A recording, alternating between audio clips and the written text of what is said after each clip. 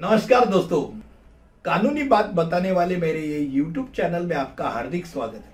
और आज हम जिस चीज के ऊपर बात करने जा रहे हैं वो है चार्जशीट। चार्जशीट क्या होती है और ये कब फाइल होती है और इसमें क्या क्या बातें आती है, क्या क्या बातें अंतर्भूत किया जाता है, ये हम आज इस वीडियो के द्वारा जानेंगे। ऐसे ही अलग अलग और कानूनी बातें बताने वाले मेरे ये YouTube चैनल को अगर आपको अच्छा लगे तो जरूर लाइक, शेयर और सब्सक्राइब करिए। अब चार्जशीट के बारे में, अब पहली चार्जशीट के पहले हम देखेंगे कि केस कैसा दर्ज होता है, क्योंकि वो क्रम में पहला आता है कि भाई केस दाखिल हुआ है क्या। तो केस दर्ज करने का, दायर करने का दो तरीका है। एक, जब पुलिस स्टेशन में कर्तव्य अधिकारी के सामने कोई कंप्लेंट करके आता है कि भाई ऐसा ऐसा फलाना फलाना आदमी इसने अपराध किया है और जो अपराध है वो अपराध सदनीय है, वो कॉग्निजेबल ऑफेंस है, जिसको आपको दखल अंदाजी लेनी है उसकी, और ऐसे दखल अंदाजी लेने वाला मामला दाखिल करते हैं। और जब ड्यूटी ऑफिसर ने देखा कि है इसमें दम है, और अगर वो केस दर्ज कर देता है तो ये एक तरीका हो गया। अब दूसरा तरीका होता है कि जिसमें मैजिस्ट्रेट का आदेश लिया जाता है। अब याचिकाकर्ता को लगता है कि भाई ये पुलिस थाना तो अपने का सुनता ही नहीं, जिस पे आरोप करना है उसने तो पूरा पैसा खिला के खिसे में डाल के रखा है, तो वो मैजिस्ट्रेट के आदेश के लिए कोर्ट में चला जाता है।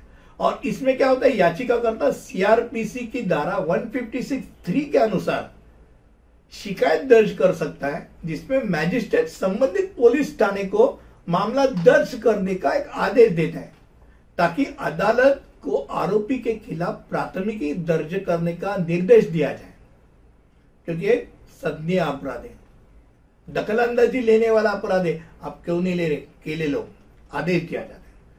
जब मामला दर्ज किया जाता है तो कानून के अनुसार आरोपी को एक प्रत दी जाती है, भाई ये ले, क्योंकि उसको भी डिफेंस का अधिकार है, प्रतिकार करने का अधिकार, जैसे इसको है वैसे उनको भी है। तो भाई तेरे ऊपर क्या उसने आरोप किया है ये जान ले, वकील कर ले, कुछ भी कर ले। अब उक्त मामला जब आ जाता है पुलिस थाने में, उसको दाखिल किया है, तो एक निश्चित पुलिस अधिकारी को जांच अधिकारी के रूप में सौंपा जाता है। अब ये बहुत सारे पुलिस थाने में सीनियर पुलिस इंस्पेक्टर तय करता कि भाई इसको दियो, इसको दिया गया, इसको दिया गया। मान लो कई ऐसे भी पुलिस थाने और रहते हैं जहां एक ऑफिसर उसके लिए नियुक्त किया जाता है, वो जैसे सीनियरिटी है और जैसा गुना है उसके अनुसार उसको ये भाई ये ऑफिसर अच्छी तरह ये देखेगा, ये जांच करेगा, उसको सौंप दिया था। अब जो जांच अधिकारी है वो जांच अधिकारी क्या करता है, जांच करता है, और जांच पूरा करने के बाद वो जांच अधिकारी यानी पुलिस मैजिस्ट्रेट के समक्ष अपना रिपोर्ट दाखिल करता है। अब दो तरीके होते हैं, एक तो पुलिस अधिकारी को यह पता चलता है कि जो आरोप किया हुआ है ये आरोप के खिलाफ उक्त मामले में कोई आधार ही नहीं है, फर्जी है, तो वो अपनी टिप्पणियों के साथ, दस्तावेजों के साथ अपना एक अंतिम रिपोर्ट दाखिल कर देता है कि भाई ये उसमें कोई मतलब नहीं, बिना वजह केस दाखिल किया। और जब पुलिस अधिकारी को यह दिखता है कि उक्त अभियुक्त ने वास्तव में अपराध किया है और मामले में ये साबित हो सकता है, पर्याप्त सबूत है, तो वो चार्जशीट दाखिल कर देते हैं। अब ये आ गई बात चार्जशीट की। अब चार्जशीट जब दाखिल होता है तो न्यायालय में उक्त मामले में सुनवाई शुरू हो जाती है। भाई जब तक चार्जशीट दाखिल नहीं होता तब तक मामले में सुनवाई शुरू ही नहीं होती। तब तक क्या होता है, भाई तारीख पढ़ो, आ गया सामने, तारीख दे दिया, नहीं आ गया, क्यों नहीं आया भाई, वारंट निकालो, नॉन अवेलेबल वारंट निकालो, आ गया, पैसा भरो, तारीख दे दो। ये कब तक चलेगा, जब तक चार्जशीट ही नहीं दाखिल हुई तब तक वो बेचारा डिफेंस क्या करेगा, आरोपी मालूम नहीं क्या हो गया। जब चार्जशीट दाखिल हो जाता है तब से एक्चुअली वो केस चालू हो जाता है। अब चार्जशीट में क्या क्या होती है बातें, ये हम देखेंगे। नंबर 1, आरोपी का नाम, उम्र, पता, व्यवसाय, संपर्क नंबर। नंबर 2, शिकायतकर्ता का नाम, उम्र, पता, उसका व्यवसाय, उसका संपर्क नंबर। नंबर 3, गवाहों का नाम, उम्र, पता। नंबर 4, रिपोर्ट किए गए अपराध का वास्तविक में कौन सा स्थान है, कौन से तारीख में हुआ है, क्या समय था, इसकी जानकारी। फिर 5, भारतीय दंड संहिता की कौन से धाराएं इस घटनाओं पर लागू होती है, वो धाराएं। फिर 6, अभियुक्त की गिरफ्तारी की तिथि और समय, और अगर उसने अग्रिम जमानत ली है तो उसका विवरण।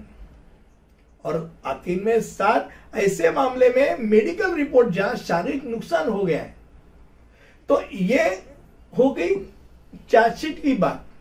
अब चार्जशीट दाखिल कितने दिनों में करना है, ये भी जानेंगे। अब मान लो जांच अधिकारी आमतौर पे 10 दिनों के भीतर उनको जांच पूरी करनी पड़ती है, अगर ऐसा मामला हो जहां आईपीसी सेक्शन में 10 साल से कम की शिक्षा उसके लिए तय हो, और 10 या 10 साल के ऊपर या सजाए मौत अगर उस चीज के लिए है, उस शिक्षा है, तो 90 दिन तक, 90 दिन के अंदर यानी भीतर वो चार्जशीट उसको पूरी करनी पड़ती।